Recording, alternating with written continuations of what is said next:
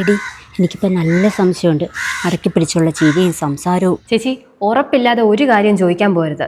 അവസാനം അവർ നമ്മളെ സംശയരോഗികളാക്കും. പിന്നെ നമുക്ക് ഒന്നിനും പ്രതികരിക്കാൻ പറ്റാണ്ടാവും. അത്രയ്ക്ക് ഉറപ്പില്ലായ്മയൊന്നുമില്ല. പ്രിയ എന്നാ പേര്. കൂടെ ഓഫീസിൽ വർക്ക് ചെയ്യുന്ന അവളായി വിളിക്കുന്നത്. ചേച്ചിക്ക് ഉറപ്പാണോ? അങ്ങനെ ചോദിച്ചാൽ അത്ര ഉറപ്പൊന്നുമില്ല. ആ ബെസ്റ്റ്. എങ്ങനെയാടി ഒന്ന് ഉറപ്പിക്കുന്നത്? ഒരു വഴിയുണ്ട്, പക്ഷേ ചെയ്യാൻ കുറച്ച് മനസ്സും തൻ്റെ ഒക്കെ വേണം. ഇത് കൈയോടെ പൊക്കാൻ ഏതറ്റം വരെ പോകാൻ ഞാൻ തയ്യാറാണ്. എന്നാൽ ഞാൻ ചേച്ചിക്ക് ഒരു പോസ്റ്റ് അയച്ചു തരാം. അത് വായിച്ചങ്ങ് പഠിച്ചാൽ മതി. സംഗതി ഹിപ്നോട്ടിസോ മൈൻഡ് റീഡിങ്ങോ ഒക്കെയാണ്. പക്ഷെ കറക്റ്റായിട്ട് ചെയ്താൽ ചേച്ചിക്ക് പുള്ളിയുടെ വായിന്ന് തന്നെ കറക്റ്റായിട്ട് കാര്യങ്ങൾ കിട്ടും. നീ ഇങ്ങനെ അയക്ക്. പുള്ളിയെ ഇവിടെ ബെഡ്റൂമിൽ ഇരിപ്പുണ്ട്. ഇന്ന് തന്നെ ഒരു തീരുമാനം ഉണ്ടാക്കണം.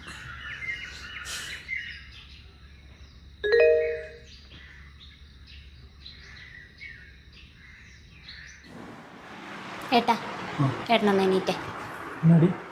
എണീക്ക്. എന്താടി? ഞാൻ നിങ്ങളൊന്ന് ഹിപ്നോട്ടൈസ് ചെയ്യാൻ പോകും. ഹിപ്നോട്ടൈസോ? അതൊക്കെ പറ്റിയ പരിപാടിയാടി. അതൊക്കെ ഞാൻ സഹിച്ചോളാം. നിങ്ങൾ കണ്ണടച്ച മനുഷ്യ. ഇപ്പോൾ നിങ്ങൾ ഉറങ്ങാൻ പോവുകയാണ്. ഇനി നിങ്ങൾ ഉണരുമ്പോൾ കാണുന്നത് നിങ്ങളുടെ ഓഫീസിൽ വർക്ക് ചെയ്യുന്ന പ്രിയ ആയിരിക്കും. 1 2 3. എടി പ്രിയേ, നീ എന്നെ ഇവിടെ?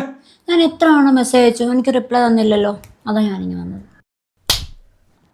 ഞാൻ പലതവണ നിന്നോട് പറഞ്ഞിട്ടുണ്ട്, ഒഫീഷ്യലായിട്ടുള്ള കാര്യങ്ങളല്ല എന്നോട് മിണ്ടരുതെന്നും സംസാരിക്കരുതെന്നും. എനിക്ക് എൻ്റെ ഭാര്യ കഴിഞ്ഞിട്ട് ആരും ഉള്ളൂ. കുറച്ച് വേദന സഹിച്ചാലെന്താ? കാര്യം മനസ്സിലായല്ലോ. പാവേട്ടൻ, ഞാൻ എന്തോ ഒരു സംശയിച്ചു.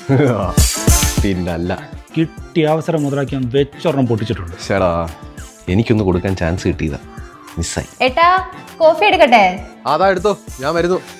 അത് സാരമില്ലടാ, സാഹചര്യം ഇനി വരും, നമുക്ക് പിടിക്കാം.